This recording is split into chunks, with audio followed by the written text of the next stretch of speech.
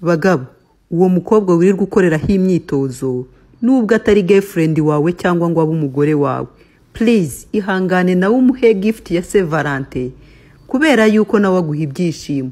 Rekeraho kubimbeba bro. Guys, mwabagabo mwe rero nabone nababwiye nabagiye cyo nababwiye nukugurira impano abo bakobwa, ntabwo nababwiye ngo musiga abagore banyu mu basohokane.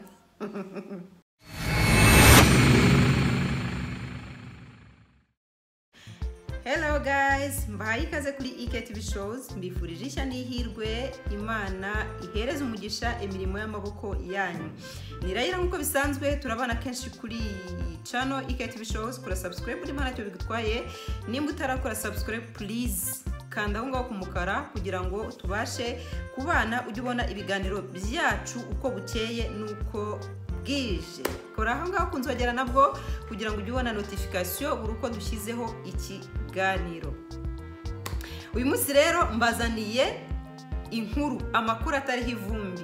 Hari trend mwabonye iri gusirikira, ngira ngo buri wese arifite kuri statiye ku mbuga nkoranyambaga, ahantu hose hatandukanye, social media niho hari kuvuga iyo nkuru, ndetse mu makuru ya nijoro ku mateleviziyo niyo yari headlines. Yari kuma headlines. Guys, ndakubwiza ukuri iyi nkuru ya Gihozo ni bindi n'umuriro.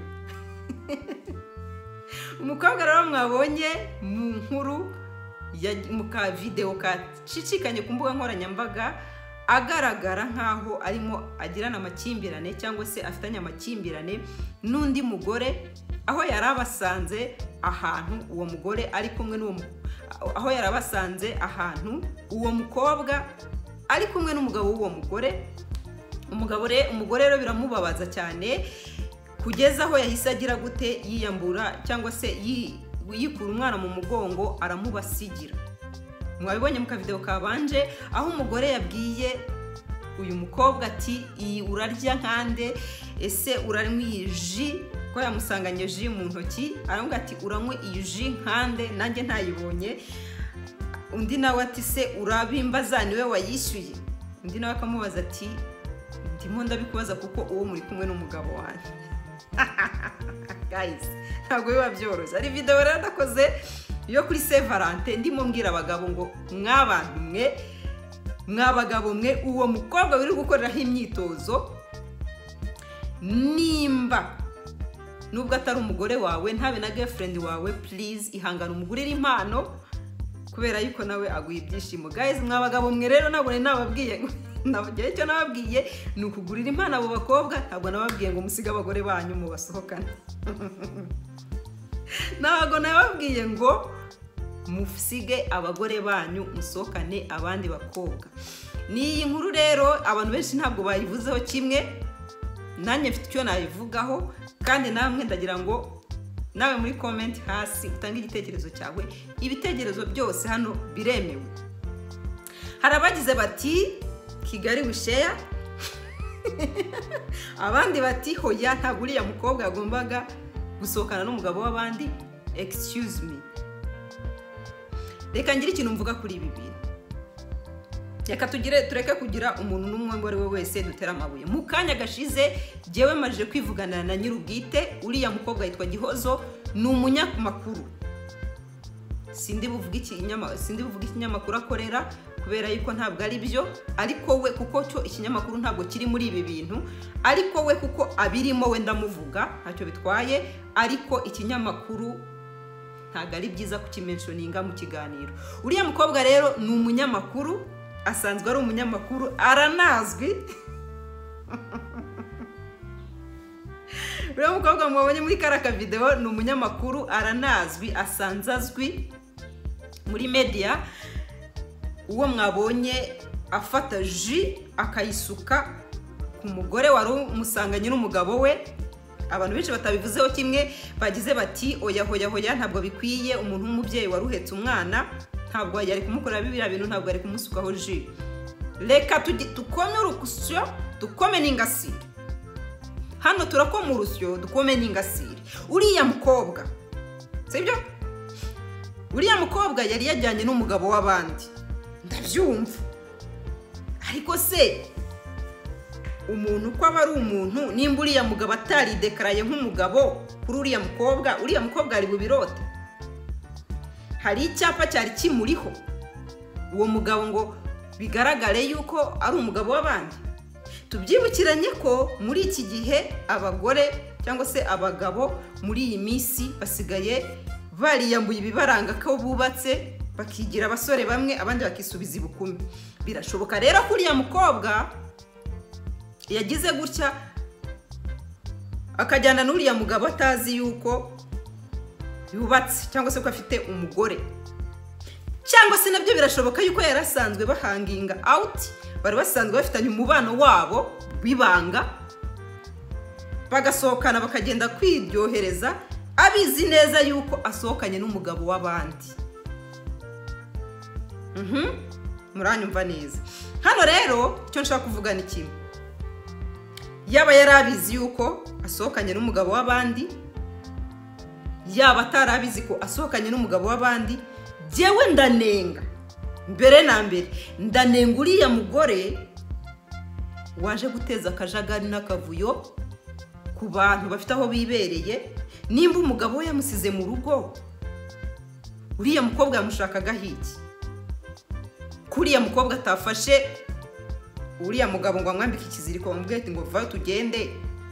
Uriya mugore yagombaga kugira gute? Guceceka ikibazo cye iwe mu rugo, ntanaze no kwiteza abantu ngo yisebye hariya barinde ubwo bamumenaho amaji, harinde n'ugasiga umwana we. Kubera yuko kiriya kintu yakoze cyatumye aseba, icya kabiri kiranamusenyera. Kubera yuko uriya mugabo bandagaje hariya, nimba ari umuntu navuga ko ugira amahame yo gufunga umutwe, ashaka kuvuga ati wansebeje, turangizanye, enough is enough, dutandukanye. Kandi twibukiranye ko burya umugabo yatangiye guca inyuma umugore we, nuko n'ubundi umubano uri mu manegeka. Rero ubwo ayo manegeka ahubwo umugore yayasenye burundu, byarimbuye, nuvuga ngo n'akari gasigaye yakangije. Kuko hari aho mwabonye umugabo agira ati jewe nimba asiganye umwana wanjye ntacyo bintwaye, nta nicyo binambwiye, jewe ndarera umwana wanjye. Nta na gahunda yari afite rwose yo kuvuga ati umugore wanjye nambabarire kubyo nakoze. Nta hantu nigize mbibona avuga ngo umugore bamubabarire. Bisobanura iki rero? Bisobanura ko uriya mugabo n'ubundi yari tayari gutandukana n'uriya mugore. Uriya mugore rero icyo yakoze ni iki? Yikozeho, dore ko abantu bigira banyirakazi koraho, yikozeho gutera abantu ahantu bibereye, ukajya kubasagarira bagusize mu rugo, bizi neza ko bagusize mu rugo bakureba. Ni ikibazo gikomeye cyane. Ikindi, abagore namwe mujye mwitondera kugira reaction ku bintu. Ese ubundi ko yabasanze bicaye ahantu, ntabyo yasanze barimo by'ibyaha byo vuga ngo bari kumuca inyuma, yabwiwe n'iki ko batari barimo baganira kuri business? Kuki yahise abyumva muri sanse yuko basohotse? Turabizi ko ushobora kujya gupanga business n'umuntu, mukagenda mukicara ahantu, mukaba munywa n'akaji cyangwa se agafanta cyangwa se n'ikindi kintu buri wese ashoboye, murimo muganira kuri business. None se abantu bose tubonye bicaye tujye twiruka duhururane inkoni n'iki n'amabuye dukubite? Ngo nuko gusa tubabonanye ngo n'abagabo bacu, cyangwa se ngo nuko tubabonanye n'abagore bacu? Kuriya gufuha kuri too much. Cyo marambwira abantu, gufuha si bibi, ariko gufuha ukareactinga muri buriya buryo, no ntabwo mbyemeragiye. Kuko icyambere uba witesheje agaciro kawe, uba wisebeje. Ikindi, ubuzanye mu mubano wawe na mugenzi wawe magatotsi. Kuko first of all ababonye kutamwizera, nimba umuntu utamufatiye mu gikorwa cyo kuguca inyuma, ibindi bintu ukeka ku ruhande, wa mugani ko ari byo uriya mukobwa yavuze ngo uramagarara hejuru nkandi, kwibyo ndi kurya ndi kunywa atari we wabyishyura, uramagarara hejuru nkandi.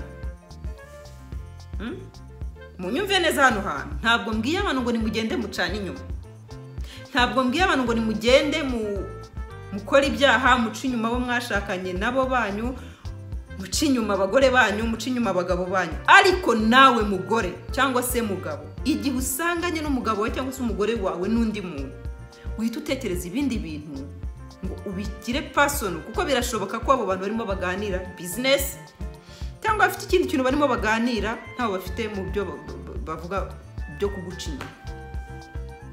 Ku rundi ruhande rero nababwiye ko ndi bukome urusyo nkakoma n'ingasire. Uriya mukobwa nawe afite ikibazo,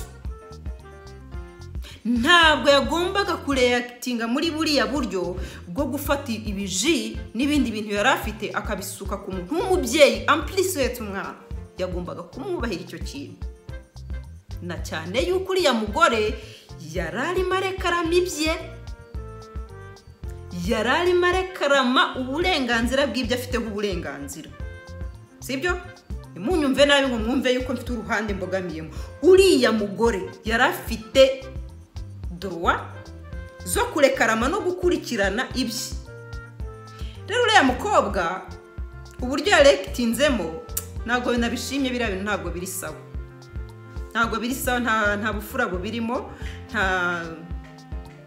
nta ndangagaciro zibirimo. Nk'umuntu w'umukobwa yagombaga guhaguruka akigendera cyangwa se agatuza, ntakora ikintu nka kiriya, kuko ikintu yakoze yasebeje uriya mudamu, yasobeje uriya mubyeyi waruhetse umwana, arisebya ubwe anasebya uwo bari bari kumwe. Kuko uriya muco yakoze, biriya bintu yakoze ntabwo ari umuco ukwiriye umwari. Niyo mpamvu nababwiye ngo ndakoma urusyo nkome n'ingasire. Ari uriya mukobwa reaction yakoze, kabone ibyo yakora byose reka tubyirengagize, yaciye inyuma ibyo yakora byose tubyirengagize, ariko reaction niyo ndimo ndeba, reaction yakoze niyo mbi. Uriya mudamu nawe